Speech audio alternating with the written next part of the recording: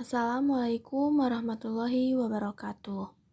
Di sini kami dari kelompok 8 akan mempresentasikan mengenai sistem reproduksi pada manusia.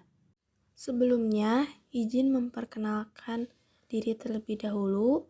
Kami dari anggota kelompok 8 terdiri dari 3 anggota. Yang pertama yaitu Fitri Nurjana dengan NPM 192154013, Rindiani Permana Putri dengan NPM 192154082, dan yang terakhir yaitu Dina Oktaviani dengan NPM 192154095.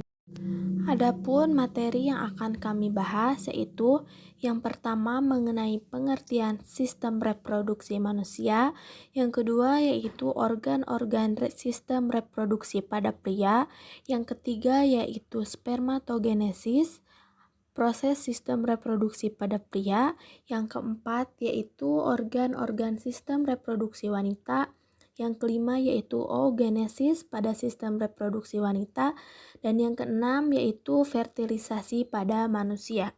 Adapun yang ketujuh yaitu mengenai menstruasi pada sistem reproduksi wanita, yang kedelapan yaitu hormon-hormon yang berperan pada siklus menstruasi pada wanita, yang kesembilan yaitu mengenai kehamilan, proses perkembangan janin dari awal terbentuk sampai menjadi bayi, yang kesepuluh yaitu hormon-hormon yang berperan dalam selama proses kehamilan terjadi, yang ke-11 yaitu tahap-tahap terjadinya persalinan, dan yang terakhir yaitu mengenai kelainan yang ditemukan pada sistem reproduksi manusia. Untuk yang pertama yaitu mengenai pengertian sistem reproduksi manusia yang akan dijelaskan oleh saya sendiri yaitu Dina. Reproduksi ini merupakan kemampuan makhluk hidup menghasilkan keturunan yang baru dengan tujuan mempertahankan jenisnya dan melestarikan jenis agar tidak punah. Sistem reproduksi adalah sistem yang berperan dalam menghasilkan gamet fungsional pada tubuh. Menurut PAK tahun 2007 menjelaskan reproduksi menggambarkan pembuatan telur, sperma, dan proses-proses yang menyertainya sampai pembuahan atau fertilisasi. Selanjutnya yaitu sistem reproduksi laki-laki. Secara anatomi, sistem reproduksi pria ini terdiri dari genitalia eksternal dan genitalia internal. Genitalia eksternal terdiri dari penis dan skrotum, sedangkan genitalia internal terdiri dari testis dan organ-organ yang penunjang fungsinya, yaitu epididymis, ductus deferens atau vas deferens, vesicula seminalis, ductus ejaculatorius, glandula prostatica, dan glandula bulbouretralis atau glandula Cowperry. Untuk yang pertama yaitu saya akan menjelaskan genitalia eksternal. Organ pertama dalam genitalia eksternal yaitu penis. Penis adalah organ silindris yang berfungsi untuk melewatkan urin dan membawa sperma atau menyalurkan sperma kepada vagina wanita. Secara anatomi, organ penis dibagi menjadi dua, yaitu vas occulta dan vas libera. Vas occulta yang disebut juga radix penis atau vas fixa adalah bagian penis yang tidak bergerak, terletak dalam spatium perinea superficialis. Pars ini juga merupakan jaringan erektil. Vas occulta juga terdiri dari crus penis dan bulbus penis. Penis juga dibagi menjadi 3 bagian, yaitu akar yang menghubungkan penis ke perineum, badan atau batang yang menyusun sebagian besar penis, dan gland penis sebagian ujung badan yang membesar. Gland penis dilapisi oleh preputium yang dapat dihilangkan saat operasi sunat atau sirkumsisi. Secara internal, Penis terdiri atas 3 massa jaringan silindris, masing-masing dikelilingi oleh lapisan tipis menyerabut yang disebut tunika albuginea. 3 massa silindris yang berfungsi sebagai badan erektil adalah sebagai berikut. Yang pertama yaitu 2 corpora cavernosa mengisi sebagian besar volume penis. Bagian dasarnya disebut groove penis menempel pada diafragma urogenitalia. Yang kedua yaitu corpus spongiosum atau corpora spongiosum, merupakan badan tunggal melindungi uretra dan membesar di bagian ujung membentuk gland penis. Bagian bulat pada penis merupakan pembesaran korpus spongiosum yang menempel pada diafragma urgenitalia. Yang termasuk genitalia eksternal yang kedua yaitu skrotum. Skrotum merupakan kantong yang terdiri dari jaringan kutis dan subkutis yang terletak dorsal dari penis dan kaudal dari simfisis pubis. Skrotum juga terbagi atas 2 bagian, dari luar oleh rafe skrota dan dari dalam oleh septum skrota. Masing-masing skrotum membungkus testis, epididymis, dan sebagian funiculus spermaticus. Skrotum sinistra lebih rendah daripada dekstra. Lapisan skrotum terdiri atas lapisan kutis dan lapisan subkutis.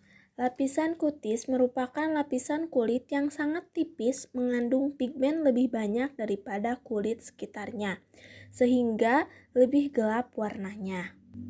Selanjutnya yaitu lapisan subkutis, disebut juga tunika dartos. Lapisan ini terdiri atas serabut-serabut otot polos dan tidak didapatkan jaringan lemak. Lapisan subkutis melekat erat pada jaringan kutis superficial dan merupakan lanjutan dari fascia superficialis dan fascia penis superficialis. Skrotum ini berfungsi sebagai kantung kulit khusus yang melindungi testis dan epididymis dari cedera fisik dan merupakan pengaturan suhu testis. Selanjutnya yang termasuk pada genitalia internal yaitu organ yang pertama yaitu testis. Testis merupakan organ berbentuk ovoid dengan jumlah 2 buah.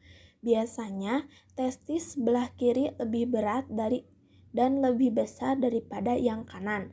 Testis terletak di dalam skrotum dan dibungkus oleh tunika albuginea.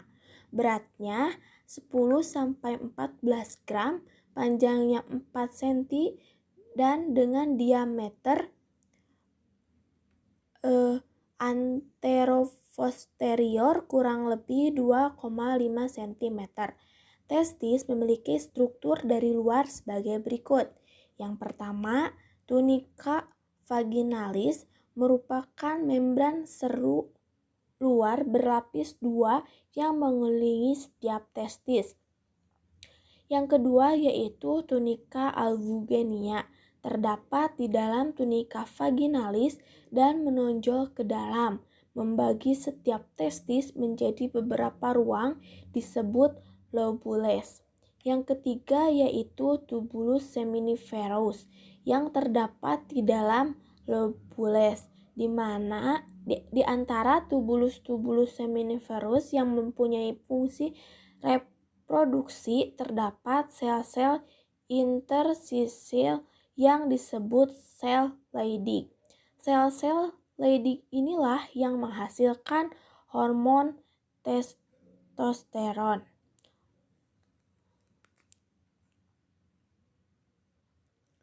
Hormon testosteron ini bertanggung jawab terhadap perkembangan sifat kelamin sekunder pada pria.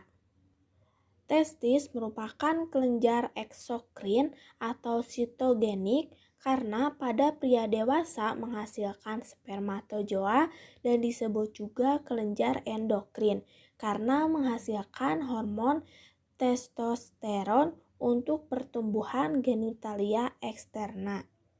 Selanjutnya yang kedua yaitu organ epididymis. Merupakan organ yang terbentuk seperti huruf C. Terletak pada fascies posterior testis dan sedikit menutupi fascies lateralis. Epididymis terbagi menjadi 3, yaitu cavus epididymis, dan cauda epididymis. Cavus epididymis merupakan bagian terbesar di bagian proksimal, terletak pada bagian superior testis dan menggantung. Corpus epididymis melekat pada fascies posterior testis, terpisah dari testis oleh suatu rongga yang disebut sinus epididymis atau bursa testicularis.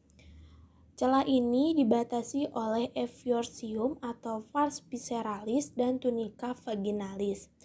Selanjutnya yaitu cauda epididymis merupakan bagian paling distal dan terkecil di mana ductus epididymis mulai membesar dan berubah menjadi ductus deferens. Epididymis ini berfungsi sebagai tempat sekresi sperma dan dari testis, sebagai pematangan, motilitas, dan fertilisasi sperma, memekatkan atau mengentalkan dan menyimpan sperma. Yang selanjutnya yaitu vas deferens atau ductus deferens. Merupakan lanjutan dari ductus epididymis. Ductus deferens atau vas deferens adalah tabung yang dilewati sperma ketika meninggalkan epididymis. Setiap tabung memiliki rongga perut melewati kandung kemih, kemudian bersama-sama dengan ductus dari vesicula seminalis bergabung dengan ductus ejaculatori. Sebelum memasuki saluran ejaculatori, ductus deferens membesar, membentuk daerah yang disebut ampula. Sperma disimpan dalam ductus deferens sampai kontraksi peristaltik otot polos di sekitar ductus mendorong sperma ke depan selama ejakulasi. Ductus deferens ini berfungsi sebagai pembawa spermatozoa dari epididymis ke ductus ejaculatorius dan menghasilkan cairan semen yang berfungsi untuk mendorong sperma keluar dari ductus ejaculatorius dan uretra. Selanjutnya yaitu ductus ejaculatorius. Merupakan gabungan dari ductus deferens dan ductus excretorius vesicula seminalis menuju basis prostat yang akhirnya bermuara ke dalam coliculus seminalis pada dinding posterior lumen uretra, berfungsi membawa spermatozoa dari vas deferens menuju ke basis prostat. Selanjutnya yaitu vesicula seminalis. Vesicula seminalis adalah organ yang berbentuk kantong bergelembung-gelembung yang menghasilkan cairan seminal. Kelenjar ini menyumbang 60% total volume semen. Cairan dari vesika seminalis mempunyai sifat kental, kekuning-kuningan, dan alkalis atau basa. Vesicula seminalis ini berfungsi untuk mensekresikan cairan alkali yang menetralkan asam di dalam vagina, fruktosa yang menghasilkan energi bagi sperma, dan yang terakhir yaitu prostaglandin yang menambah daya tahan sperma dan merangsang kontraksi rahim wanita untuk membentuk sperma masuk ke dalam rahim. Selanjutnya yaitu ada glandula prostastica atau kelenjar prostat. Merupakan organ yang terdiri atas kelenjar-kelenjar tubuloalveolar. Kelenjar pensekresi semen cukup besar mensekresikan secara langsung melalui saluran-saluran kecil. Kelenjar ini merupakan permasalahan bagi laki-laki yang berumur di atas 40 tahun ke atas karena pada umumnya terjadi pembesaran kelenjar prostat atau non-kanker. Yang kedua yaitu glandula bulbourethralis atau glandula Cowperry. Glandula bulbourethralis berbentuk bulat dan berjumlah 2 buah. Secara langsung tidak terlibat dalam sekresi semen, merupakan sepasang kelenjar kecil mensekresikan mukus bening sebelum ejakulasi. Gunanya yaitu untuk menetralkan setiap urin asam yang masih tersisa dalam uretra yang mengandung enzim spermin atau bau khas. Selanjutnya yaitu ada uretra. Uretra adalah jalan bagi urin dan semen. Terdapat 3 daerah uretra, yaitu uretra prostat melewati kelenjar prostat, uretra menyelaput melewati diafragma urogenitalia, dan uretra spons atau venil yang melewati daerah penis. Uretra berakhir pada mulut uretra eksternal. Yang kedua yaitu ada pita sperma atau spermatic cord. Mengandung pembuluh darah limpa, saraf, ductus deferens, dan otot cremaster. Pita sperma menghubungkan setiap testis ke rongga tubuh, memasuki dinding perut melewati saluran ingueen. Selanjutnya yaitu spermatogenesis. Spermatogenesis adalah proses pembentukan sel spermatozoa tunggal atau spermatozoon yang terjadi di organ kelamin gonad jantan yaitu testis, tepatnya di tubulus seminiferus. Spermatogenesis mencakup pematangan sel epitel germinal dengan melalui proses pembelahan dan diferensiasi sel. Pematangan ini terjadi di tubulus seminiferus yang kemudian disimpan di epididymis. Pada proses spermatogenesis ini terjadi proses-proses. Yang pertama yaitu spermatosigenesis, adalah tahap awal dari spermatogenesis yang itu peristiwa pembelahan spermatogonium menjadi spermatosit primer atau mitosis. Selanjutnya, spermatosis melanjutkan pembelahan cara meiosis menjadi spermatosit sekunder dan spermatid. Yang kedua yaitu spermiogenesis adalah peristiwa perubahan spermatid menjadi sperma yang dewasa.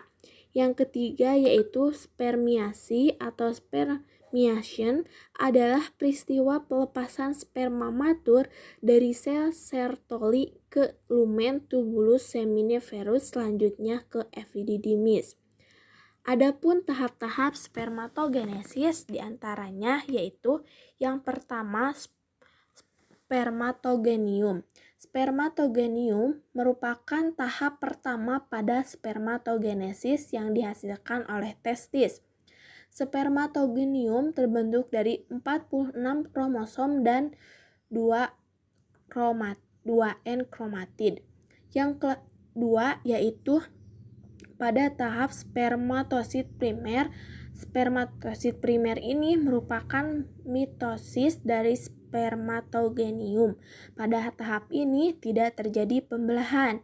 Spermatosit primer terbentuk dari 46 kromosom dan 4 N kromatid. Tahap yang ketiga yaitu spermatosit sekunder. Spermatosit sekunder ini merupakan meiosis dan spermatosit primer. Pada tahap ini terjadi pembelahan meiosis. Spermatosit sekunder terbentuk dari 33 kromosom dan 2 N kromatid.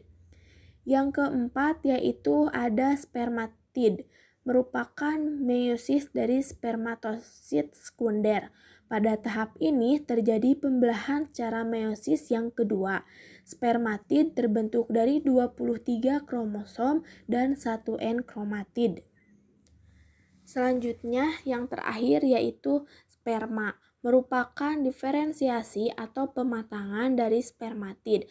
Pada tahap ini terjadi diferensiasi. Sperma terbentuk dari 23 kromosom dan 1 N kromatid dan merupakan tahap sperma yang telah matang dan siap dikeluarkan. Selanjutnya yaitu organ sistem reproduksi wanita. Organ reproduksi wanita terletak sebagian besar dalam rongga fanggul. Organ reproduksi wanita ini dikenal dengan istilah genitalia eksternal dan genitalia internal. Genitalia eksternal yang berfungsi sebagai kovulasi, di mana organ ini juga dipengaruhi oleh siklus reproduksi seperti payudara, kulit di beberapa daerah tertentu, serta pigmen di organ tersebut. Sedangkan untuk genitalia interna atau organ luar berfungsi sebagai ovulasi, fertilisasi ovum, transportasi blastosit, implantasi, pertumbuhan fetus, serta tempat calon bayi sampai kelahiran. Adapun organ di masing-masing bagian luar atau dalam tersebut yakni yang pertama yaitu genitalia eksternal. Organ yang terdiri dalam genitalia eksternal yang pertama yaitu mons venaris atau mons pubis.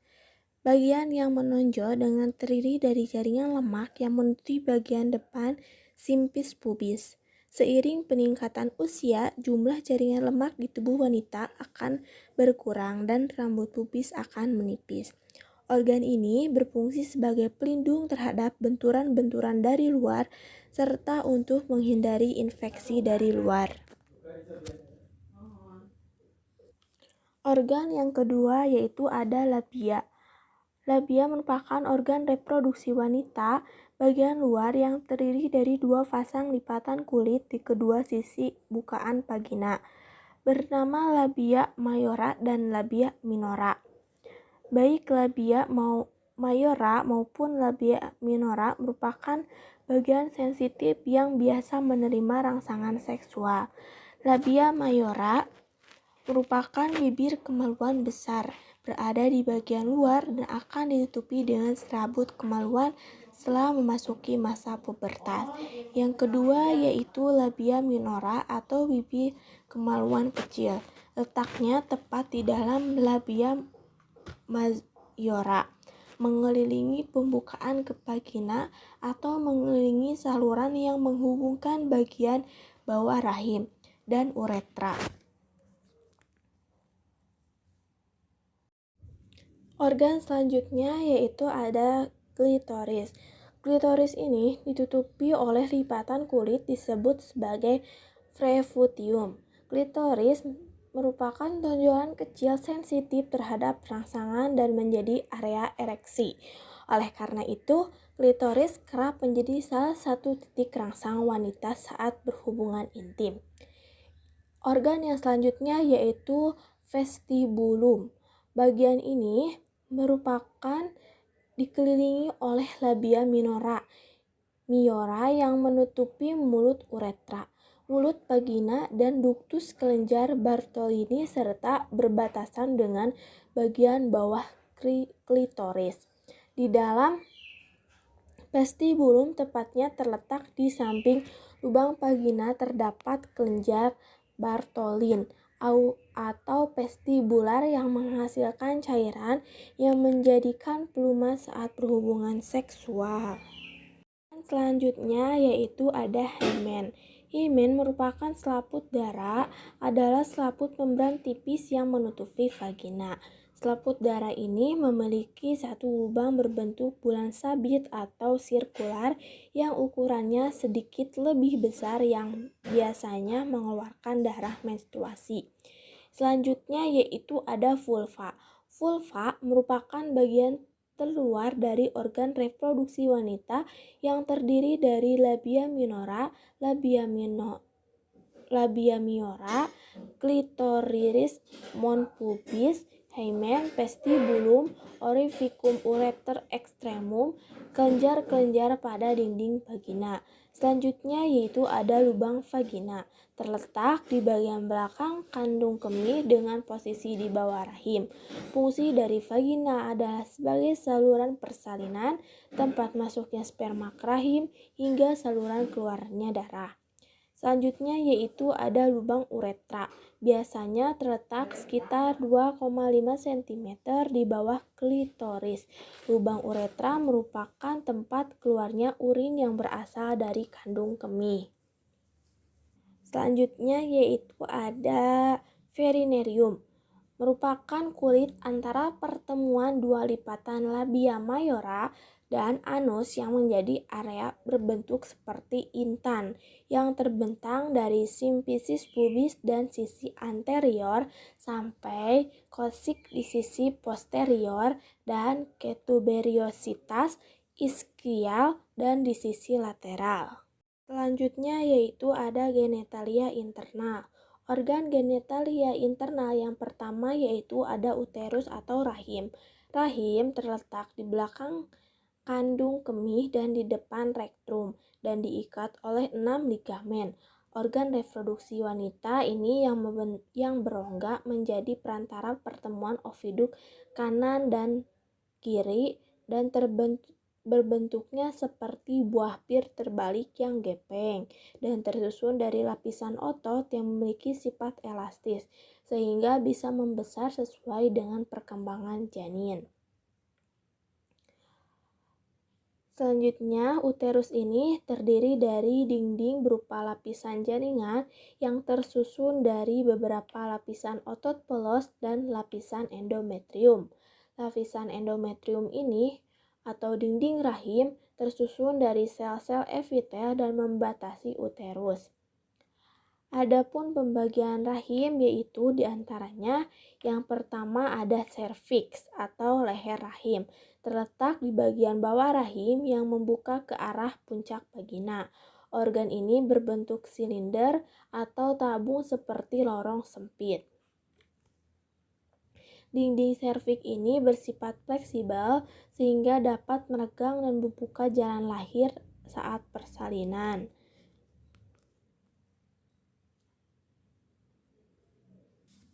Yang kedua yaitu ada korpus atau badan rahim. Korpus atau badan rahim ini terletak bengkok ke arah depan. Selama masa reproduktif, panjang korpus adalah 2 kali dari panjang serviks, tersusun dari jaringan kaya otot yang bisa melebar untuk menyimpan janin. Organ selanjutnya yang termasuk dalam genitalia internal yaitu ada tuba Fallopi atau opiduk. Tuba Fallopi ini menghubungkan ovarium dan uterus. Tuba Fallopi memiliki bentuk seperti saluran bercorong yang masing-masing membentang dari ujung kanan dan kiri dengan panjang sekitar 10 cm. Fungsi dari tuba Fallopi ini yaitu sebagai jalan bagi sel telur menuju rahim, sekaligus menjadi tempat pembuahan sel telur oleh sel sperma. Selanjutnya yaitu ada ovarium. Ovarium ini berada di sisi kanan dan kiri rongga panggul yang bersebelahan dengan berjumlah 2 buah dan terletak di kedua sisi rahim dan berada pada lapisan posterior ligamentum latum, postero-caudal tuba Fallopi. Ovarium ini berbentuk opal sebesar ibu jari atau dikenal juga dengan bentuk seperti biji almond yang menghasilkan sel telur dan hormon reproduksi pada wanita seperti estrogen dan progesteron. Selanjutnya yaitu ada oogenesis. Oogenesis ini merupakan pembentukan dan perkembangan sel telur atau ovum. Proses oogenesis terjadi dalam ovarium. Siklus oogenesis ini dimulai sejak bayi masih berada di dalam kandungan ketika organ kelamin sudah terbentuk. Tahapan oogenesis ini terbagi menjadi 4 tahapan. Yang pertama ada proliferasi atau perbanyakan, Tahap perbanyakan ini berlangsung secara berulang-ulang. Gametogonium membelah menjadi 2 menjadi 4, 4 menjadi 8. Sel benih primordial ini berdiferensiasi menjadi oogonium. Selanjutnya yaitu ada tahap pertumbuhan. Oogonium ini akan tumbuh membesar menjadi oogonium 1. Pertumbuhan sangat memegang peranan penting karena sebagian besar dari substansi telur digunakan dalam perkembangan selanjutnya. Selanjutnya yaitu ada tahapan pematangan. Tahapan pematangan pada proses ini terdapat 2 kali pembelahan meiosis setelah terjadi fase pertumbuhan. Oogonium ini mengalami tahap pematangan yang berlangsung secara meiosis. Akhir meiosis 1 terbentuk oogonium 2 dan akhir meiosis 2 terbentuk ootid. Selanjutnya yaitu tahap terakhir ada perubahan bentuk. Ootid dalam fase terakhir akan mengalami perubahan bentuk atau transformasi menjadi gamet. Pada mamalia, selesai meiosis 1, pada betina terbentuk oosit 2 dan 1 polosit. Adapun hormon-hormon reproduksi yang berpengaruh terhadap proses oogenesis ini yaitu ada hormon FSH yang berfungsi untuk merangsang terjadinya ovulasi, ada hormon LH yang berfungsi sebagai merangsang ovulasi, ada hormon estrogen yang berfungsi untuk membantu pematangan folikel dan merangsang pertumbuhan alat kelamin sekunder, dan ada hormon progesteron yang berfungsi untuk menebalkan dinding endometrium yang berperan dalam peluruhan ovum. Materi yang dapat saya sampaikan cukupkan sekian. Untuk materi selanjutnya saya serahkan pada rekan saya. Bismillahirrahmanirrahim. Terima kasih atas waktu dan kesempatannya. Selanjutnya, saya Fitri Nurjanah akan melanjutkan materi mengenai fertilisasi. Fertilisasi adalah proses penggabungan antara sel sperma dan sel ovum pada makhluk hidup untuk bereproduksi membentuk embrio. Adapun tahapan fertilisasi terdiri dari beberapa tahap, yaitu yang pertama masuknya sperma. Sel sperma yang masuk melalui vagina tidak otomatis akan membuahi sel telur yang dilepaskan oleh organ reproduksi wanita. Sebaliknya, mereka akan melalui banyak proses adaptasi yang dinamakan kapasitasi. Pertama-tama, sperma akan mengalami peningkatan ion kalsium sehingga ekor sperma dapat bergerak lebih aktif. Kian dekat dengan sel telur, antigen yang ada pada permukaan sel sperma akan menghilang sehingga sperma dapat mengikat sel telur tersebut. Nah, kemudian bertemunya sel sperma dan sel telur. Tahapan berikutnya dari proses fertilisasi ini cukup rumit. Jika sel telur wanita memiliki zona pelusida yang terlalu tebal, ada kemungkinan sel sperma tidak bisa mengingat sel telur, sehingga pembuahan tidak dapat terjadi. Zona pelusida ini adalah lapisan pembungkus sel telur yang mengandung 3 jenis glikoprotein. Untuk mencapai pembuahan, sperma akan berjalan sepanjang kurang lebih 18 cm dari leher rahim menuju tuba falopi. Umumnya, sperma akan berenang dengan kecepatan 2,5 cm setiap 15 menit, dan waktu paling cepat sperma untuk mencapai sel telur adalah dalam waktu 45 menit. Kemudian bersatunya sel telur dan sel sperma. Untuk membuahi sel telur, sperma membutuhkan pH 30 yang disebut pertilin. Pertilin ini berfungsi meleburkan kedua membran pada sel telur dan sel sperma, sehingga menyebabkan masuknya sel sperma ke dalam sel telur. Tempat terjadinya fertilisasi ini adalah di tuba falopi. Pada tahap ini, sel sperma juga melepas ekornya. Sementara selama proses pembuahan terjadi, sebagian sperma lainnya seperti mitokondria berfungsi melakukan pembelahan sel telur sehingga sperma tersebut bisa masuk lebih dalam ke sel telur yang ukurannya lebih besar dari sel sperma, sehingga terjadinya proses pembuahan. Waktu yang digunakan untuk pembuahan sel telur ini adalah 24 jam. Setelah pembuahan, sel telur membutuhkan waktu 3-4 hari untuk sampai ke rahim. Nah, tahapan yang terakhir adalah aktivasi. Tahap akhir dari fertilisasi ini adalah aktivasi, alias melihat respon sel telur terhadap aktivitas pembuahan yang dilakukan oleh sel sperma. Respon pertama yang dilakukan sel telur biasanya mencegah terjadinya pembuahan oleh banyak sel sperma atau disebut polispermi. Dalam waktu 24 jam setelah pembuahan terjadi, sel telur yang telah dibuahi disebut zigot akan berkembang menjadi embrio. Embrio ini kemudian menempel di dinding rahim dalam waktu 5-10 hari setelah pembuahan. Dalam perkembangannya, zigot akan berkembang menjadi embrio, lalu berkembang lagi menjadi fetus atau janin ketika kehamilan seorang wanita mulai menginjak usia 9 minggu hingga janin tersebut dilahirkan ke dunia. Topik selanjutnya yaitu mengenai menstruasi. Menstruasi adalah suatu keadaan fisiologis atau normal, merupakan peristiwa pengeluaran darah, lendir, dan sisa-sisa sel secara berkala yang berasal dari mukosa uterus dan terjadi relatif teratur mulai dari menarche sampai menopause, kecuali pada masa hamil dan laktasi. Lama pendarahan pada menstruasi bervariasi. Pada umumnya 4-6 hari, tapi 2-9 hari masih dianggap fisiologis. Siklus menstruasi dianggap sebagai petanda kesehatan seorang perempuan.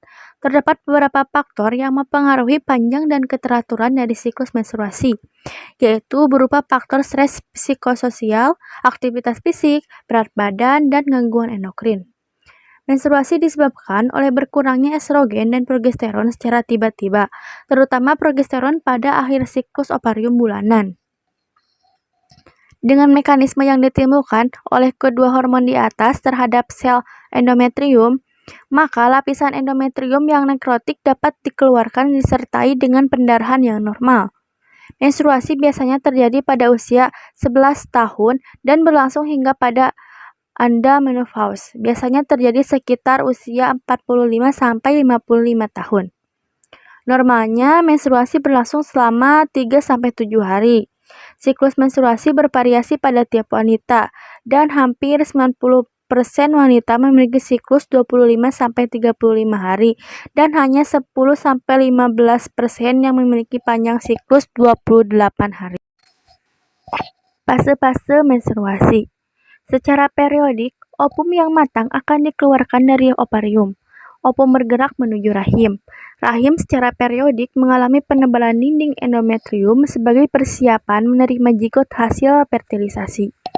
Jika fertilisasi tidak terjadi, maka ovum dan dinding rahim akan luruh keluar dari rahim sebagai menstruasi. Siklus menstruasi rata-rata 28 hari, tetapi tidak semua orang mengalami hal yang sama karena banyak faktor yang mempengaruhinya. Siklus menstruasi dikendalikan oleh hormon reproduksi. Saat menjelang dan sesudah menstruasi, sebagian remaja wanita diliputi suasana yang tidak menentu, perasaan yang kurang nyaman, cepat marah, tersinggung, dan terasa sakit di sekitar rahim. Pada akhir siklus menstruasi, hipotalamus mengeluarkan hormon gonadotropin yang merangsang hipofisis untuk melepas FSH. Mekanisme proses menstruasi secara singkat dapat dijelaskan melalui proses-proses yang terjadi dalam satu siklus menstruasi yang terdiri dari 4 fase, yaitu yang pertama ada fase proliferase atau folikuler. Teman-teman bisa sambil perhatikan pada gambar. Fase folikuler ini merupakan fase pertumbuhan folikel yang sudah masak dan menghasilkan hormon estrogen. Pada masa ini adalah masa paling subur bagi seorang wanita, dimulai dari hari 1 sampai sekitar sebelum kadar LH meningkat dan terjadi pelepasan sel telur atau ovulasi. Nah, folikel yang sudah masak menghasilkan hormon estrogen yang berfungsi merangsang pembelahan sel-sel dinding rahim. Bertanggung jawab terhadap ciri-ciri sekunder anak wanita, menghambat pembentukan FSH oleh hipofisis dan merangsang hipofisis untuk menghasilkan LH. LH berperan merangsang pemasakan folikel graft untuk melakukan ovulasi, umumnya pada hari ke-14 dari siklus menstruasi. Pada pertengahan fase folikuler ini, kadar FSH sedikit meningkat, sehingga merangsang pertumbuhan sekitar 3-30 folikel yang masing-masing mengandung sel telur. Tetapi hanya satu folikel yang terus tumbuh, yang lainnya hancur. Akhir dari fase ini terjadi lonjakan penghasilan hormon LH yang sangat meningkat, yang menyebabkan terjadinya proses ovulasi. Yang kedua ada fase luteal. Fase luteal ini merupakan fase uterus pada tahap siap menerima dan memberi makan sel telur yang telah dibuahi zigot. Pada fase ini menunjukkan masa ovarium beraktivitas membentuk korpus luteal dari sisa-sisa folikel-folikel degrad yang sudah mengeluarkan sel ovum atau telur pada saat terjadinya proses ovulasi. Pada fase ini, peningkatan hormon progesteron yang diikuti oleh penurunan kadar hormon-hormon FSH, estrogen, dan PLH. Keadaan ini digunakan sebagai penunjang lapisan endometrium untuk mempersiapkan dinding rahim dalam menerima hasil konsepsi jika terjadi kehamilan dan proses peluruhan dinding rahim yang prosesnya akan terjadi pada akhir fase ini. Fase yang ketiga yaitu fase menstruasi. Pada fase menstruasi menunjukkan saat-saat masa terjadinya proses peluruhan dari lapisan endometrium uteri disertai pengeluaran darah dari dalamnya. Terjadi kembali peningkatan kadar dan aktivitas hormon-hormon FSH dan estrogen yang disebabkan tidak adanya hormon LH dan pengaruhnya karena produksinya telah dihentikan oleh peningkatan kadar hormon progesteron secara maksimal. Hal ini mempengaruhi kondisi flora normal dan dinding-dinding di daerah vagina dan uterus yang selanjutnya dapat mengakibatkan perubahan-perubahan higienik pada darah tersebut dan menimbulkan keputihan. Darah menstruasi biasanya tidak membeku kecuali jika pendarahannya sangat hebat. Fase yang terakhir yaitu fase regenerasi atau pasca menstruasi. Pada fase ini terjadi proses pemulihan dan pembentukan kembali lapisan endometrium uteri. Sedangkan ovarium mulai beraktivitas kembali membentuk folikel-folikel yang terkandung di dalamnya melalui pengaruh hormon-hormon FSH dan estrogen yang sebelumnya sudah dihasilkan kembali di dalam ovarium. Nah, bila tidak dibuahi atau tidak terjadi fertilisasi, maka proses ini akan berulang dan terjadilah fase menstruasi kembali. Panjang proses menstruasi ini dihitung dari hari pertama periode menstruasi sampai hari di mana pendarahan dimulai, disebut sebagai hari pertama, yang kemudian dihitung sampai dengan hari terakhir sampai yaitu 1 hari sebelum pendarahan menstruasi bulan berikutnya dimulai. Gangguan pada siklus menstruasi. Kelainan haid terjadi karena ketidakseimbangan hormon-hormon yang mengatur haid, namun dapat juga disebabkan oleh kondisi medis lainnya. Nah, berikut jenis kelainan pada haid. Yang pertama ada amenorea. Amenorea adalah kondisi di mana perempuan tidak mengalami menstruasi pada usia subur. Nah, amenorea ini dibagi menjadi 2, yaitu amenorea primer dan amenorea sekunder. Amenorea primer adalah apabila seorang perempuan yang telah berusia 14 tahun dan belum mengalami menstruasi dan tidak mengalami pertumbuhan karakteristik seksual sekunder lainnya seperti perkembangan payudara dan pertumbuhan rambut pubis. Atau berusia 16 tahun namun tidak mengalami menstruasi meskipun karakteristik sekunder sudah berkembang. Selanjutnya ada oligomenorea. Nah, atau disebut juga sebagai haid jarang atau siklus panjang dan jika haid terjadi siklusnya lebih dari 35 hari. Selanjutnya polimenorea. Merupakan kelainan haid di mana siklus kurang dari 21 hari dan siklus pendek dari 25 hari. Kemudian ada dysmenorrhea. Penyakit ini adalah kondisi di mana wanita mengalami nyeri saat menstruasi, umumnya pada hari pertama dan kedua haid. Gejalanya berupa nyeri atau kram di perut bagian bawah yang terus berlangsung dan terkadang menyebar hingga ke punggung bawah serta paha. Rasa nyeri tersebut juga bisa disertai sakit kepala, mual, dan muntah.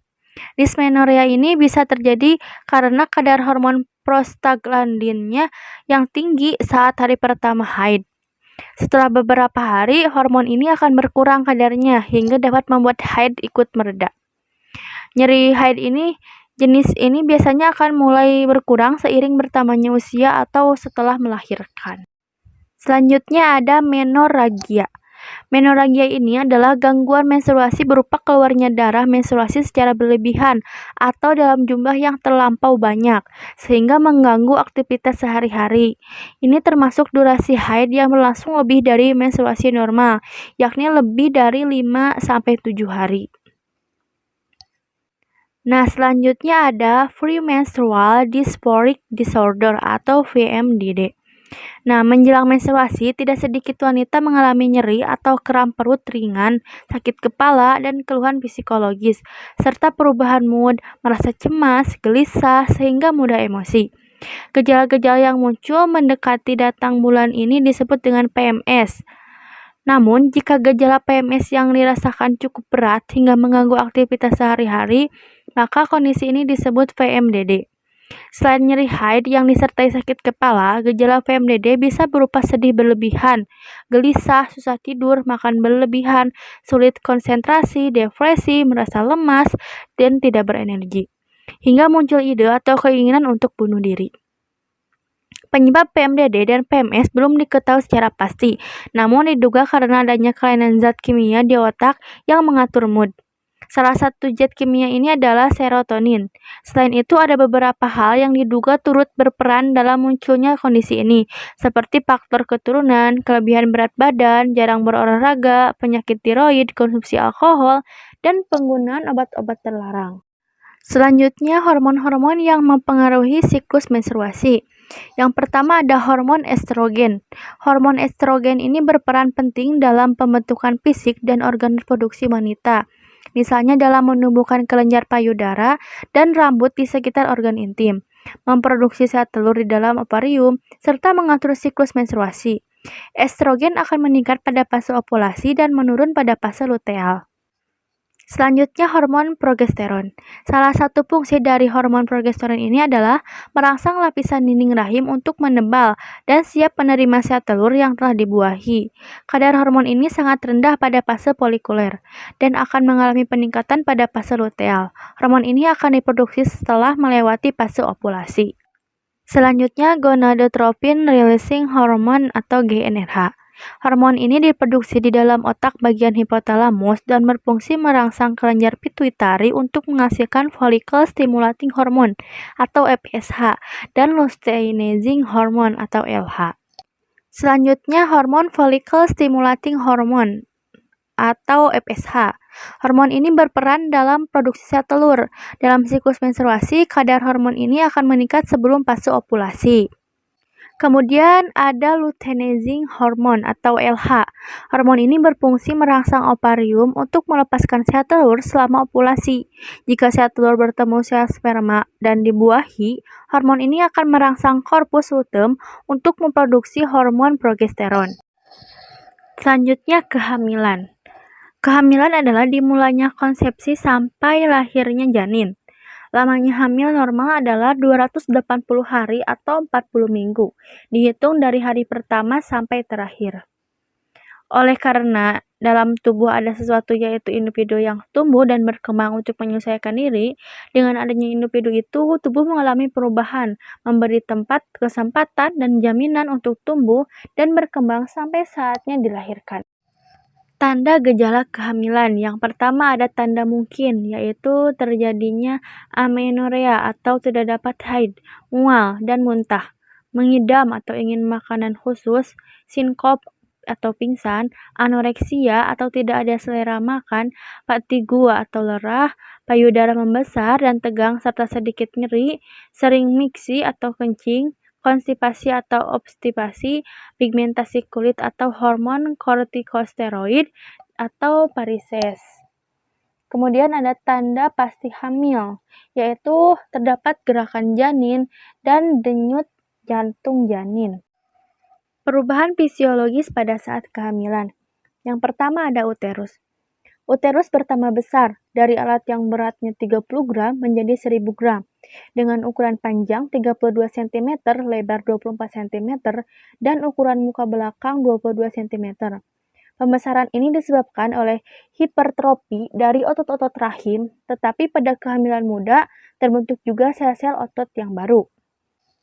Kemudian pada vagina dan pulpa terjadi hipervaskularisasi pada vagina dan pulpa karena pengaruh estrogen sehingga terlihat merah dan kebiruan. Kemudian pada ovarium, ovulasi berhenti, masih terdapat corpus luteum graviditas sampai terbentuknya uri atau plasenta yang mengambil alih pengeluaran estrogen dan progesteron. Kemudian pada payudara, payudara membesar disebabkan oleh hipertrofi dari alveoli. Hal ini sering menimbulkan hipersensitivitas pada mamae. Kemudian pada darah, volume darah ikut bertambah baik plasma maupun eritrositnya menyebabkan oleh hidramia lebih menonjol hingga biasanya kadar Hb ini menurun. Selanjutnya usia kehamilan. Kehamilan berlangsung selama 9 bulan menurut penanggalan internasional, 10 bulan menurut penanggalan luar atau sekitar 40 minggu. Kehamilan dibagi menjadi 3 periode bulanan atau trimester. Trimester pertama adalah periode minggu pertama sampai minggu ke-13. Trimester kedua adalah periode minggu ke-14 sampai ke-26. Sedangkan trimester ketiga minggu ke-27 sampai kehamilan cukup bulan 38 sampai 40 minggu. Nah, untuk trimester 1 terjadi pada minggu ke-1 dan kedua yaitu persiapan. Nah, dalam perkembangan janin trimester pertama, konsepsi atau peristiwa bertemunya sel telur dengan sel sperma umumnya terjadi sekitar 2 minggu setelah periode menstruasi terakhir dimulai. Artinya, pada 2 minggu pertama usia kehamilan belum benar-benar hamil, namun sudah memasuki tahap persiapan kehamilan. Nah, pada minggu ketiga ini terjadi fertilisasi. Memasuki minggu ketiga dan selama minggu ini, perkembangan janin trimester terjadi pertama dengan adanya penyatuan sperma dan sel telur di salah satu tuba Fallopi untuk membentuk zigot. Nah, setelah pembuahan, zigot akan menuruni tuba Fallopi menuju rahim, kemudian membentuk sekelompok sel yang disebut morula. Nah, pada minggu keempat terjadi implantasi. Nah, pada perkembangan janin trimester pertama selanjutnya, implantasi ini merupakan proses saat morula berkembang menjadi blastokista, kemudian menanamkan diri ke dalam rahim yang disebut dengan endometrium atau lapisan rahim ini gitu. Nah, dalam blastokista ini kelompok sel dalam akan menjadi embrio, sedangkan lapisan luarnya akan membentuk plasenta. Kemudian pada minggu kelima terjadi peningkatan kadar hormon. Pada periode ini, kadar hormon HCG yang diproduksi oleh blastokista akan meningkat signifikan. Hal ini menandakan ovarium telah berhenti melepaskan sel telur, menghasilkan lebih banyak estrogen dan progesteron. Peningkatan kadar hormon ini akan menghentikan periode menstruasi dan mendorong pertumbuhan plasenta. Ini berguna untuk membentuk suplai darah yang kaya akan oksigen dan nutrisi untuk janin. Dalam proses perkembangan janin trimester pertama, embrio mulai memiliki 3 lapisan, yaitu ektoderm, membentuk lapisan kulit terluar bayi, sistem saraf pusat dan perifer, mata, serta telinga bagian dalam. Kemudian mesoderm berfungsi sebagai dasar untuk tulang bayi, otot, ginjal, dan sistem reproduksi. Dan endoderm yaitu tempat paru-paru, hati, pankreas, dan usus bayi yang akan berkembang. Kemudian minggu ke-6 tabung saraf menutup. Pada periode ini pipa saraf di sepanjang punggung bayi akan tertutup. Otak dan tulang sumsum belakang akan mulai berkembang. Jantung dan organ lain juga mulai terbentuk. Struktur dasar mata dan telinga pun mulai berkembang. Tubuh bayi mulai membentuk huruf C. Pada minggu ke-7, kepala bayi ini berkembang. Nah, perkembangan janin trimester pertama dilanjutkan dengan tumbuhnya otak dan wajah bayi. Bentuk hidung mulai terlihat dan retina pun mulai terbentuk. Awal perkembangan tangan dan kaki janin pun terjadi pada periode trimester pertama ini. Telinga bagian dalam juga mulai berkembang. Nah, pada minggu ke-8 ini mulai terbentuknya hidung bayi. Perkembangan janin trimester pertama di minggu ke-8, trimester pertama ini ditandai dengan jari-jari yang sudah mulai terbentuk. Bentuk telinga dan mata bayi mulai menjadi semakin jelas. Bibir atas dan hidung telah terbentuk. Calon tulang dan leher pun mulai lurus. Pada periode ini, bayi berukuran sekitar setengah inci atau 11-14 mm. Kemudian pada minggu ke-9, jari-jari kaki bayi mulai muncul. Di sini, lengan dan siku janin mulai tumbuh, jari-jari terlihat, kelopak mata terbentuk, dan kepala bayi mulai membesar. Pada akhir minggu ini, panjang bayi sekitar 3/4 inci atau 16-18 mm. Nah, pada minggu ke-10, siku mulai menekuk. Pada periode ini, kepala bayi menjadi lebih bundar, janin mulai bisa menekuk sikunya, jari-jari semakin panjang, kelopak mata dan telinga luar terus berkembang, tali pusat pun terlihat jelas. Nah, pada minggu ke-11, alat kelamin bayi berkembang. Selama minggu ini, wajah bayi melebar, mata terpisah jauh, kelopak mata menyatu, posisi telinga rendah, dan tunas gigi muncul. Sel darah merah mulai terbentuk di hati bayi. Akhirnya, alat kelamin eksternal bayi mulai berkembang menjadi penis atau klitoris dan labia mayora. Kemudian memasuki trimester kedua, dimulai dari minggu ke-13, yaitu mengeluarkan air seni.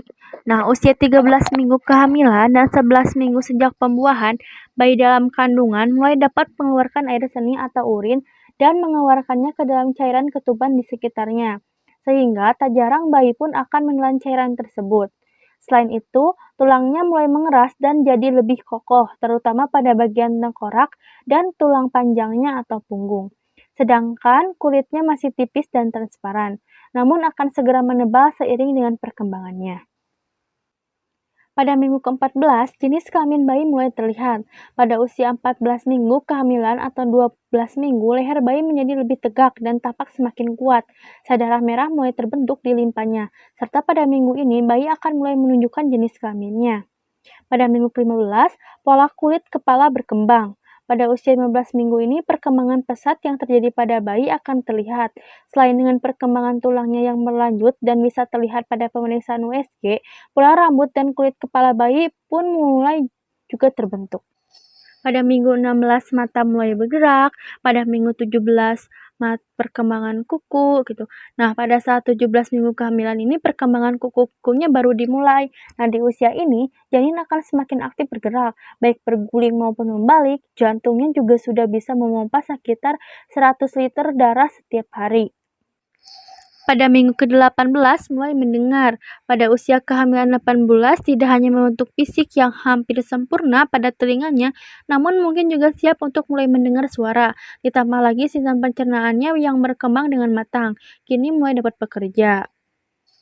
Minggu ke-19 mengembangkan lapisan pelindung. Di usia 19 minggu, pertumbuhan janin terlihat melambat karena ia tengah mengembangkan lapisan pelindung. Lapisan disebut sebagai vernix caseosa dan mulai menutupi tubuhnya. Vernix caseosa ini berfungsi untuk membantu melindungi kulitnya yang halus dari lecet, pecah-pecah, ataupun mengeras akibat paparan cairan ketuban di sekitar tubuhnya. Selain itu, janin berjenis kelamin perempuan pada usia kehamilan ini akan membentuk rahim atau saluran vagina. Selanjutnya minggu ke-20 atau masa pertengahan. Nah, minggu ke-20 ini seringkali dianggap sebagai masa pertengahan kehamilan, bisa merasakan pergerakan atau beberapa aktivitas lain yang dilakukan oleh bayi, seperti halnya tidur dan bangun secara teratur, atau terkejut karena suara dan gerakan yang dilakukan. Pada minggu ke-21 bisa menghisap jempol. Pada 21 minggu masa kehamilan, tubuh bayi sepenuhnya ditutupi dengan rambut atau berbulu halus yang disebut sebagai lanugo. Nah, lanugo ini berfungsi membantu menahan vernix caseosa di kulit. Mereka juga akan memiliki refleks menghisap yang ikut berkembang, sehingga memungkinkan untuk menghisap jempol selama dalam kandungan. Pada minggu ke-22, rambut kepala terlihat. Nah, alis dan rambut akan mulai terlihat. Dan bagi janin berjenis kelamin laki-laki, perkembangan testisnya sudah dapat terlihat di bagian bawah. Pada minggu ke-23, bentuk sidik jari. Pada minggu ke-23 sama masa kandungan, si kecil dalam kandungan dapat mulai memiliki kemampuan untuk menggerakkan mata dengan cepat, mengalami cegukan yang menyebabkan gerakan menyentak. Selain itu, garis-garis halus pun juga mulai terbentuk di telapak tangan dan telapak kaki yang nantinya akan menjadi sidik jari. Kemudian minggu ke-24, kulit keriput. Di minggu ke-24 masa kehamilan, kulit mereka akan berkerut, tembus cahaya dan akan menjadi merah, hingga pembuluh darah kapilernya pun terlihat.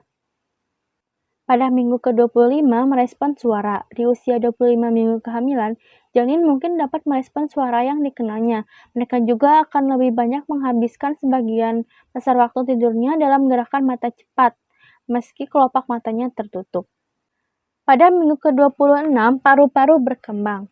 Minggu ke-26 kehamilan, paru-parunya mulai menghasilkan surfaktan, yakni zat yang memungkinkan kantung udara di paru-paru mengembang, mencegahnya berubah posisi dan tetap menempel pada saat mengempis. Akhir dari trimester kedua ini ada pada minggu ke-27, yaitu bayi bertambah gemuk. Minggu ke-27 ini menandakan bahwa trimester kedua ini berakhir. Di usia kehamilan ini, sistem saraf buah hati terus berkembang. Tubuhnya juga bertambah gemuk sehingga akan membantu kulitnya terlihat lebih halus. Selanjutnya memasuki ke trimester ketiga, yaitu pada minggu ke-28. Kelopak mata bayi dapat sebagian terbuka dan bulu mata telah terbentuk. Sistem saraf pusat dapat mengarahkan gerakan pernapasan, berirama, dan mengontrol suhu tubuh. Saat ini panjang bayi hampir 25 cm dari kepala hingga bokong dan beratnya hampir 1000 gram. Kemudian pada minggu ke-29, bayi secara aktif menendang, menegangkan tubuh, dan melakukan gerakan menggenggam.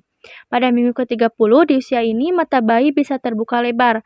Rambut bayi tumbuh dengan baik pada minggu ini. Sel darah merah terbentuk di sumsum tulang bayi, ukuran panjang bayi lebih dari 27 cm dari mahkota hingga bokong, dan beratnya hampir 1,3 kg. Pada minggu ke-31, bayi telah menyelesaikan sebagian besar perkembangannya. Jadi, di masa ini bayi bertambah berat badannya dengan cepat. Kemudian pada minggu ke-32, kuku jari kaki bayi terlihat. Nah, lapisan rambut lembut dan halus yang menutupi kulit bayi selama beberapa bulan terakhir atau yang disebut dengan lanugo mulai rontok di minggu ini. Hal tersebut memudahkan si kecil latihan bernapas atau belum menggunakan organ paru-parunya. Pada masa ini, bayi memiliki panjang kurang lebih 28 cm dari kepala hingga bokong. Pada minggu ke-33, pupil bayi dapat berubah ukuran sebagai respon terhadap stimulus yang disebabkan oleh cahaya. Tulangnya mengeras, namun tengkorak tetap lunak dan fleksibel. Pada minggu ke-34, kuku bayi telah tumbuh mencapai ujung jari-jarinya. Sekarang bayi memiliki panjang kuku kurang lebih 30 cm dan beratnya lebih dari 2,1 kg. Pada minggu ke-35 memasuki usia kandungan 35 minggu, kulit bayi menjadi merah muda dan halus. Anggota tubuhnya memiliki penampilan yang gemuk.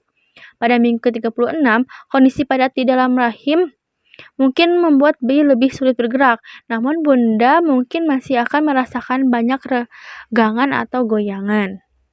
Pada minggu ke-37, bayi bisa menggerakkan kepalanya. Untuk mempersiapkan kelahiran, kepala bayi mungkin mulai turun ke panggul. Jika bayi tidak tertunduk, tenang bun, dokter atau bidan akan menjelaskan cara untuk mengatasi masalah ini. Nah, pada minggu ke-38, lingkar kepala dan perut bayi hampir sama. Kuku kaki bayi telah mencapai ujung jari kakinya. Bayi sebagian besar telah melepaskan semua lanugonya. Saat ini berat bayi sekitar 2,9 kg. Nah, pada minggu ke-39, dada bayi ini menjadi lebih menonjol. Untuk anak laki-laki, testis terus turun ke skrotum. Sedangkan pertambahan lemak di seluruh tubuh bayi untuk membuatnya hangat setelah lahir. Nah, minggu ke-40, bayi akan mengalami lingkar dada 36 cm. Jadi lingkar dadanya yang dimiliki bayi ini sekitar 36 cm dan beratnya itu 3-3,4 kg. Nah, penting untuk bunda untuk ingat bahwa bayi sehat lahir dari berbagai ukuran. Sekian yang dapat saya sampaikan, kurang lebihnya mohon maaf, saya serahkan ke penyaji selanjutnya. Baik, pembahasan selanjutnya akan dilanjutkan oleh saya, yaitu mengenai jenis-jenis hormon kehamilan. Yang pertama ada hormon chorionic gonadotropin atau HCG. HCG ini merupakan hormon kehamilan yang diproduksi di plasenta. Hormon inilah yang sering dijadikan acuan positifnya kehamilan pada tes pack yang dijual di pasaran. Jika HCG muncul, maka alat tes kehamilan akan menunjukkan tanda plus atau positif. Dan jika HCG tak ada atau kehamilan tak terjadi, maka alat tes kehamilan menunjukkan tanda negatif. Hormon HCG ini berfungsi untuk menjaga kehamilan dan perkembangan janin. Kadar HCG rendah merupakan sesuatu yang normal pada kehamilan yang masih muda. Namun, ini juga dapat menjadi tanda kehamilan ektopik, keguguran, dan kematian bayi. Sementara itu, kadar HCG yang sangat tinggi bisa menjadi pertanda kehamilan kembar, sindrom Down, atau hamil anggur. Selanjutnya, ada hormon estrogen dan progesteron. Nah, hormon ini berperan dalam masa kehamilan 3-4 bulan pertama masa kehamilan. Setelah itu, fungsinya diambil alih oleh plasenta. Hormon estrogen makin banyak dihasilkan seiring dengan bertambahnya usia kandungan karena fungsinya yang merangsang kontraksi uterus. Sedangkan hormon progesteron semakin sedikit karena fungsinya yang menghambat kontraksi uterus. Selanjutnya, ada hormon prolaktin. Nah, hormon ini merupakan hormon yang disekresikan oleh plasenta. Hormon prolaktin akan mengalami peningkatan sebanyak 10-20 kali lipat ketika sedang mengandung. Peningkatan hormon ini bermanfaat dalam mempersiapkan jaringan payudara untuk menyusui dengan membantu menghasilkan produksi ASI yang melimpah serta untuk mengatur metabolisme tubuh agar janin atau fetus tetap mendapatkan nutrisi. Selanjutnya, ada hormon human placental lactogen atau HPL. Nah, hormon ini diproduksi oleh plasenta sejak kehamilan menginjak usia 2 minggu. Hormon yang juga dikenal dengan sebutan human chorionic somatotropin ini berperan dalam menyiapkan nutrisi yang dibutuhkan janin dan merangsang kelenjar susu di payudara hingga masa menyusui. Selanjutnya, perubahan fisiologi kehamilan terhadap sistem tubuh. Pada masa kehamilan, terjadi perubahan pada tubuh yang dapat menimbulkan ketidaknyamanan pada ibu hamil. Nah, kebanyakan dari perasaan ketidaknyamanan tersebut berhubungan dengan perubahan anatomi dan fisiologi yang berhubungan dengan aspek emosi dalam masa kehamilan.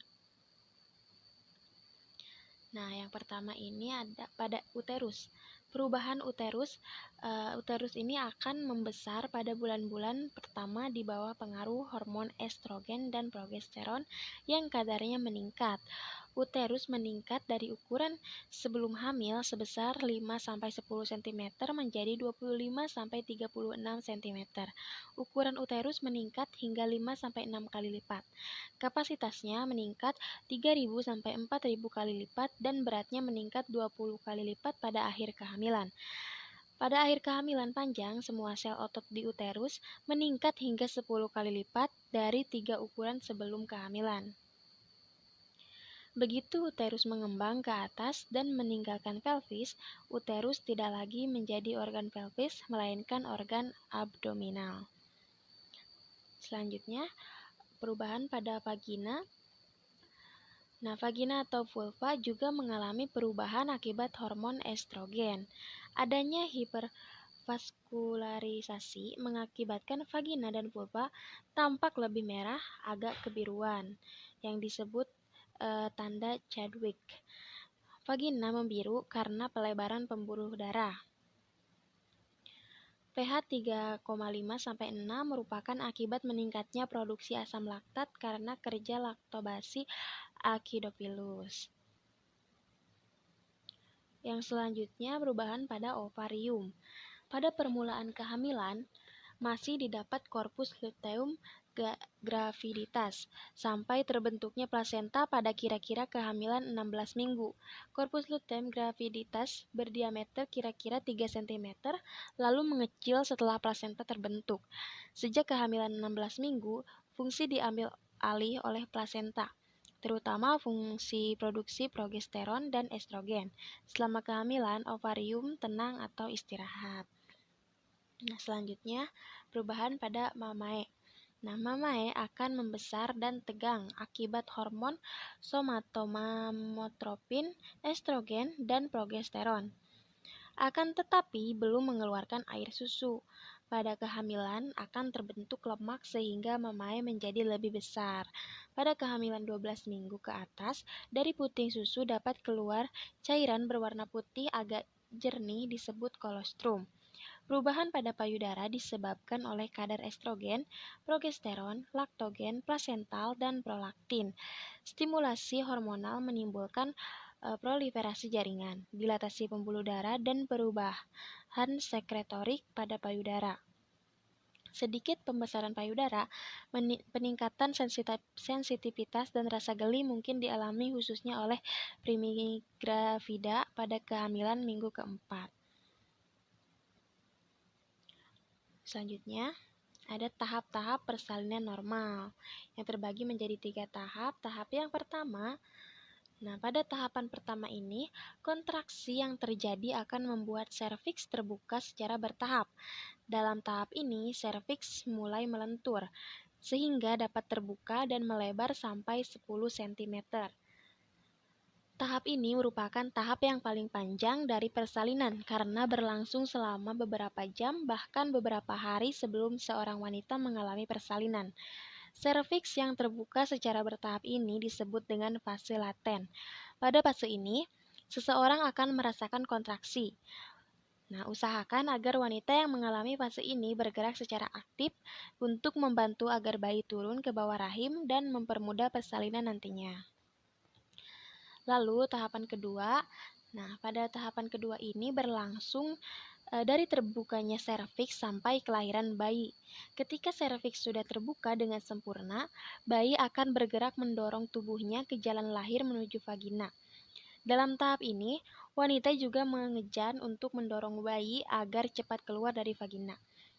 Jika ini adalah kali pertama seorang melahirkan normal, mungkin akan membutuhkan waktu sampai dengan 3 jam sebelum keluarnya bayi. Namun, jika seseorang pernah melahirkan sebelumnya, proses ini hanya akan memakan waktu selama kurang dari 2 jam.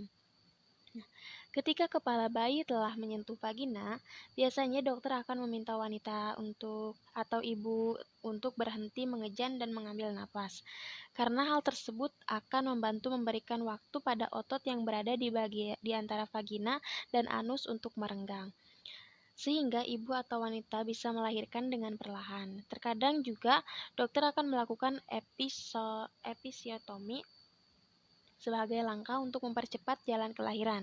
Episiotomi sendiri merupakan bedah kecil di mana kulit dan otot perineum disayat untuk memperlebar vagina, sehingga mempermudah jalan keluar bayi saat lahir. Tahapan ketiga, yaitu tahapan terakhir, terjadi setelah bayi lahir. Ketika uterus berkontraksi setelah proses melahirkan dan plasenta keluar melalui vagina, plasenta yang keluar disertai dengan darah. Biasanya darah yang keluar kurang lebih 100-200 cc. Setelah itu, dokter atau bidan dengan sigap membersihkan darah yang menempel pada tubuh bayi. Setelah bayi lahir, ada satu tahapan terakhir yaitu pengawasan bayi dari dokter atau bidan selama beberapa jam. Di tahap terakhir ini bidan harus bertugas sigap melakukan pengawasan guna menjaga sang ibu agar tidak terjadi pendarahan susulan. Adanya proses pendarahan, lemahnya otot-otot yang berada di rahim tidak berfungsi secara baik. Baik, selanjutnya ada kelainan pada sistem reproduksi. Kelainan yang pertama yaitu epididimitis. Epididimitis ini merupakan infeksi atau peradangan epididimis. Penyebabnya ini sebagian besar disebabkan oleh infeksi bakteri yang dimulai dari uretra, prostat, atau kandung kemih. Infeksi menular oleh Chlamydia trachomatis dan Neisseria gonorrhoeae. Gejalanya ini nyeri pada testis, ada darah ketika keluarkan sperma, sakit saat ejakulasi, skrotum akan membengkak, terasa hangat, dan nyeri saat disentuh. Selanjutnya, ada sifilis. Sifilis ini merupakan infeksi menular seksual atau IMS yang disebabkan oleh bakteri yang dapat menginfeksi kulit, mulut, alat kelamin, serta sistem syaraf. Penyebabnya ini dari infeksi bakteri bernama Treponema pallidum. Gejalanya, jika sifilisnya primer, ditandai dengan luka di tempat bakteri masuk. Jika sifilis sekunder, ditandai dengan munculnya ruam pada tubuh.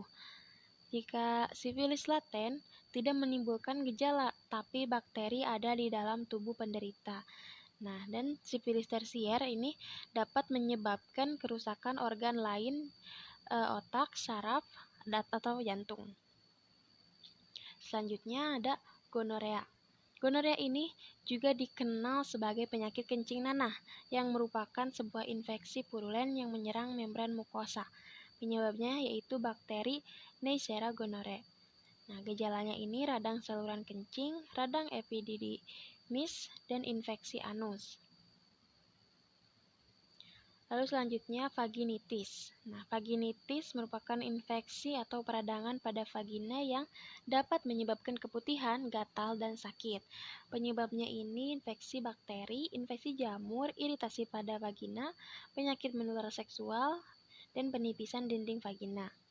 Gejalanya gatal di area vagina atau di sekitarnya, misalnya pada vulva atau labia mayora, kemerahan dan nyeri di sekitar vagina atau vulvitis. Nah, flek atau pendarahan dari vagina, nyeri saat buang air kecil dan berhubungan seks.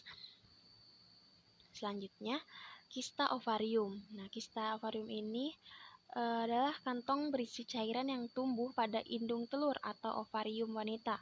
Kista ini biasanya muncul selama masa subur atau selama wanita mengalami menstruasi. Kista ini biasanya tidak berbahaya dan bisa hilang dengan sendirinya tanpa perawatan khusus. Nah, gejalanya sering buang air kecil, nyeri saat buang air besar, dan melakukan hubungan seksual, pusing, sakit perut, mual, dan muntah. Bisa dilihat di gambar yang sebelah kiri merupakan ovarium sehat dan yang sebelah kanan merupakan ovarium yang ada kistanya. Oke, selanjutnya yaitu kanker serviks. Nah, kanker serviks ini adalah pertumbuhan abnormal yang terbentuk pada serviks atau bagian bawah dari rahim atau uterus. Penyebabnya ini infeksi virus human papilloma virus atau HPV. Nah, gejalanya pendarahan vagina yang tidak normal, mengalami keputihan yang tidak biasa, rasa nyeri saat berhubungan intim, frekuensi buang air kecil meningkat, pembengkakan di salah satu tungkai, dan ada bercak darah di urin atau hematuria. Oke, mungkin sekian yang dapat saya sampaikan. Mohon maaf apabila terdapat banyak kesalahan. Wabillahi taufiq walhidayah. Wassalamualaikum warahmatullahi wabarakatuh.